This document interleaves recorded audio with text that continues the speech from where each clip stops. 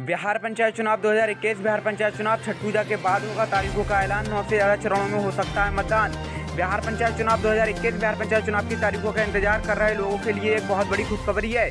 छठ पूजा के तुरंत बाद बिहार पंचायत चुनाव की अधिसूचना जारी हो सकती है। प्रशासन कोरोना संक्रमण से बचाव के साथ साथ त्रिस्तरीय पंचायत चुनाव की तैयारी में भी युद्ध स्तर पर लगा है। प्रशासनिक सूत्रों की माने तो भारत निर्वाचन आयोग व राज्य निर्वाचन आयोग के बीच पंचायत चुनाव को लेकर आपस में सहमति बन गई है।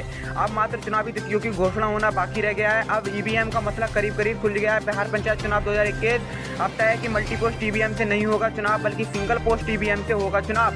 ऐसे में पूरी संभावना है कि बिहार पंचायत चुनाव में कई चरणों में मतदान होगा। कारण यह है कि वही ईवीएम है जिसका प्रयोग लोकसभा विधानसभा चुनाव में होता है। बिहार पंचायत चुनाव 2021 बिहार पंचायत चुनाव के लिए राज्य निर्वाचन आयोग को 7 से 8 लाख ईवीएम की आवश्यकता होगी।